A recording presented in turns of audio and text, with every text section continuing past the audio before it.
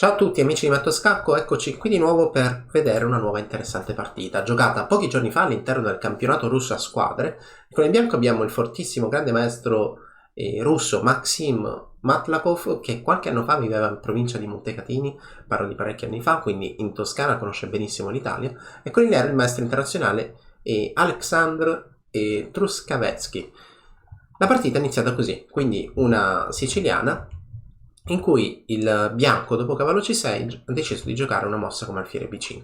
Alfiere B5 è una mossa che ultimamente sta diventando, diciamo, un po' la moda del momento. Per quale motivo? Perché recentemente Carlsen l'ha adottata in diverse partite, in diverse competizioni. Alfiere B5 vuole cercare di rovinare la struttura pedonale al nero, e soprattutto qualora il nero faccia delle mosse strane. Adesso vi dico che sicuramente dopo una mossa come A6 da parte del nero, il bianco che fa? Il bianco sicuramente cattura e cerca di rovinare questa struttura pedonale avversaria. Il nero tendenzialmente aspetta prima di perdere una mossa come la spinta del pedone A6 e aspetta, anche questa è una sequenza di mosse abbastanza comune, di difendere il suo cavallo con l'altro cavallo in modo che dopo la cattura in C6 riprenda senza creare quella doppiatura.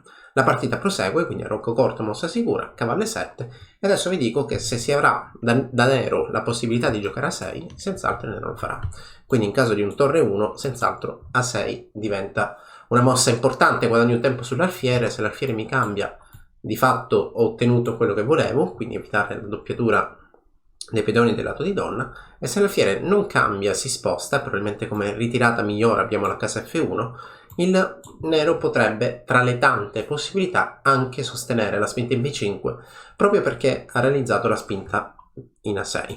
La partita continua in questo modo, quindi il bianco ha giocato D4, attacco il pedone in C5 che non è difeso da nessuno, questo pedone cattura al centro, il bianco riprende e adesso donna B6, creando una minaccia concreta, perché il cavallo centrale effettivamente non è difeso abbastanza volte, attaccato 2 volte, quindi bisognerà cercare di difenderlo. In caso di alfiere 3, una cosa che possiamo notare, qualcosa che salta subito alla vista, che salta all'occhio, è che il pedone B2 non è più difeso da nessuno. L'alfiere del lato di donna spesso ha un ruolo difensivo, cioè quello di difendere da bianco il pedone B2, da nero il pedone B7, e quando si sposta ci sono sempre dei controgiochi contro quei pedoni, soprattutto creati dalla donna avversaria. Quindi in una posizione del genere direi che A6 rientra tra le mosse possibili, perché poi ci sarà questa intermedia di cattura in B2 attaccando la torre bianca.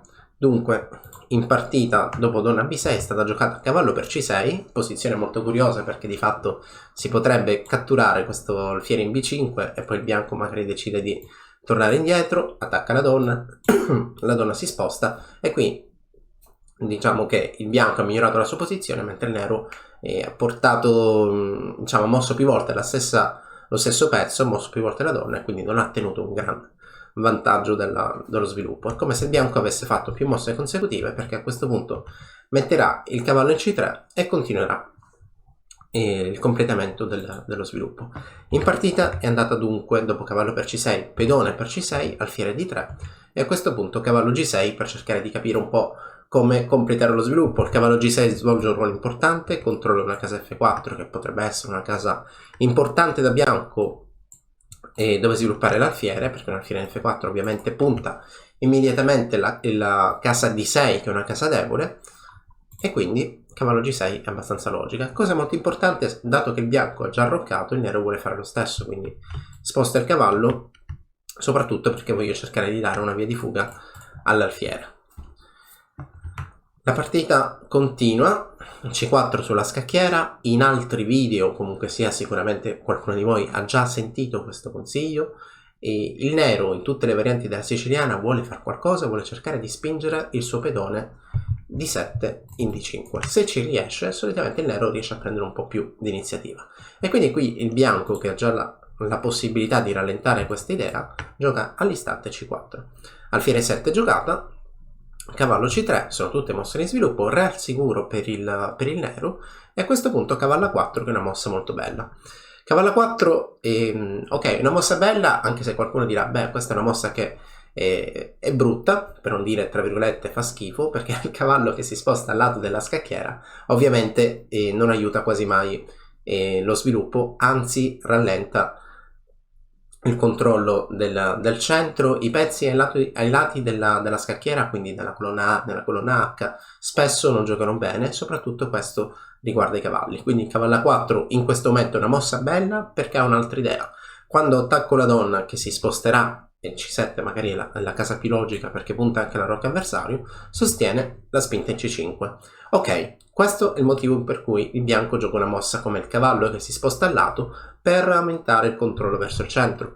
Adesso quella spinta in D5 che il nero voleva fare da prima, chiaramente verrebbe neutralizzata con la famosa presa al varco o presa al passo. Quindi io catturo in D6, magari il mio avversario mi cattura e il gioco proseguirebbe in questo modo. Diciamo che neutralizzato l'attacco su questa diagonale, questa batteria sulle case nere con H3, il gioco prosegue semplicemente da bianco bloccando il pedone C6, ad esempio donna C2, cavallo C5 oppure alfiere 3 per sostenere sempre il cavallo in C5, e alla lunga, se il bianco continua a fare mosse logiche, mosse facili, mosse contro il pedone in C6, è tutto molto lineare, il bianco otterrà sempre un vantaggio. Infatti questa posizione il nero preferisce non giocarla e gioca una mossa come E5 con alcune idee. L'idea principale è rallentare la spinta F4 del bianco. L'altra idea potrebbe essere che alla lunga il cavallo nero magari vuole fare questo giro, quindi posizionarsi nella casa centrale. Detto ciò, se analizziamo questa posizione in questo momento, ci accorgiamo che il bianco continua ad essere in vantaggio di sviluppo e il bianco ha anche più spazio perché è stato l'unico a superare la metà scacchiera con un pedone. La partita prosegue, alfiere 3 rafforzando la posizione e completando lo sviluppo.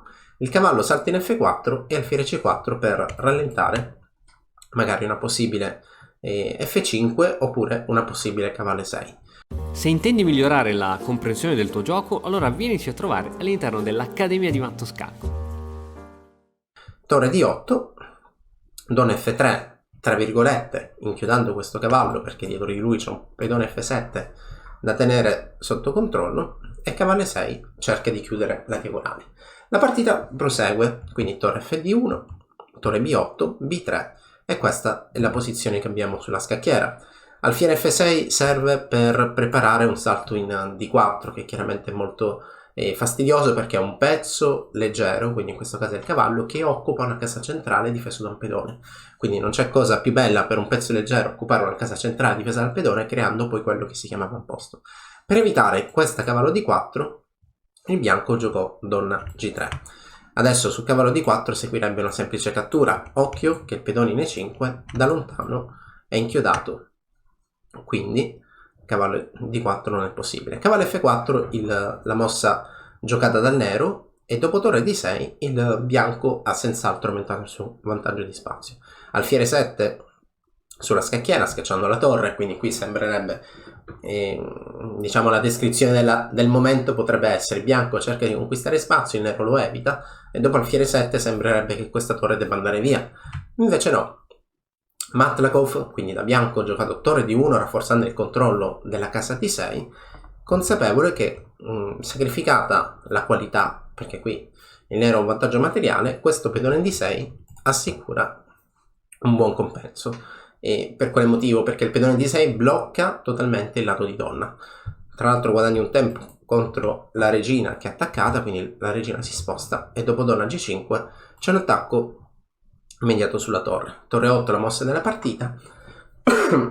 Adesso vi chiedo di bloccare il video, pensare qualche istante, e alla domanda qual è la mossa più forte per il bianco, cosa risponderete?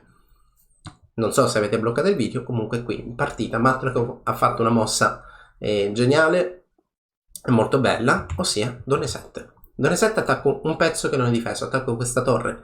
In caso di cattura il bianco riprende e la promozione è inevitabile.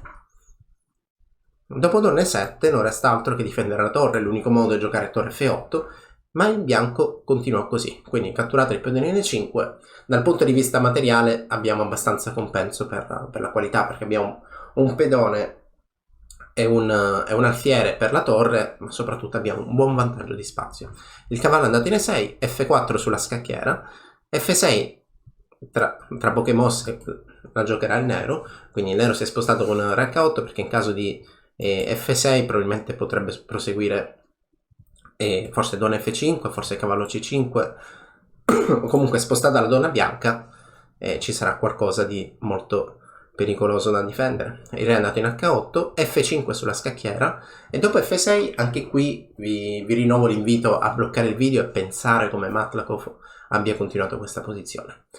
Non so nuovamente se avete bloccato il video, però la continuazione è veramente spettacolare, perché qui dopo il primo tentativo di sacrificio di donna effettivamente arriva il secondo tentativo di sacrificio di donna, perché il bianco cattura il cavallo, il nero cattura la donna ed effettivamente arriva la mossa decisiva, arriva questa E7 che attacca la torre e anche qui come prima la torre dove va?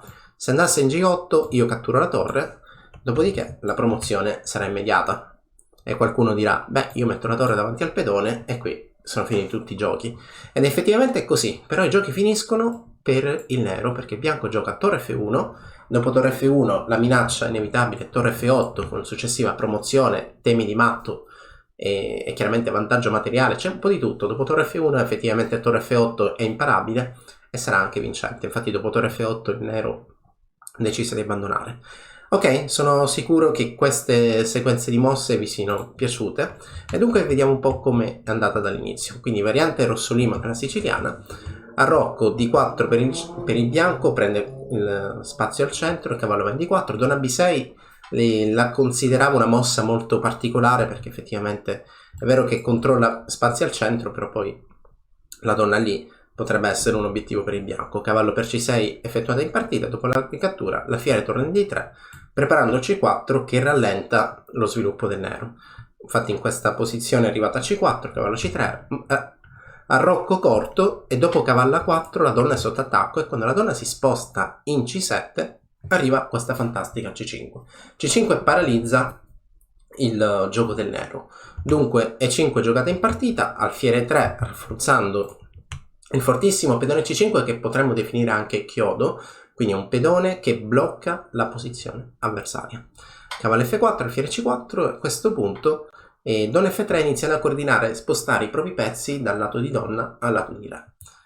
Quindi cavallo E6, torre D1, la partita prosegue finché non si crea questa situazione. Torre D6, mossa molto bella, ho creato un avamposto con una torre in una casa molto vicina al centro, in una colonna centrale, e dopo alfiere 7 il primo sacrificio di Matlakov, quindi il sacrificio di qualità. La donna si sposta, donna G5 attacco la torre D8 che si sposta, secondo sacrificio di Matlakov, quindi donna E7 ovviamente in caso di cattura la promozione è inevitabile e allora torre F8 obbligata, quindi donna per E5 eliminato un pedone dalla scacchiera, il cavallo va in E6 e a questo punto non resta altro che progredire col pedone F e dopo F6 arriva il terzo sacrificio di Matlakov, quindi pedone per cavallo spettacolare, dopo pedone per donna arriva la spinta in E7 e quando la torre si sposta torre F1 decide tutto quanto. Spero che questa partita vi sia piaciuta e a me tantissimo, infatti diciamo sono rimasto colpito da questa geometria che ha creato il giocatore russo da bianco all'interno della scacchiera e questi 3 sacrifici proposti da lui stesso al nero. Come sempre nella descrizione del video trovate maggiori dettagli. E ora per continuare che cosa posso fare? Beh, innanzitutto ti consiglio di iscriverti al nostro canale in modo tale da non perderti le nuove video lezioni. E poi puoi vedere il video che è stato più cliccato in questa settimana. Ci vediamo, ciao!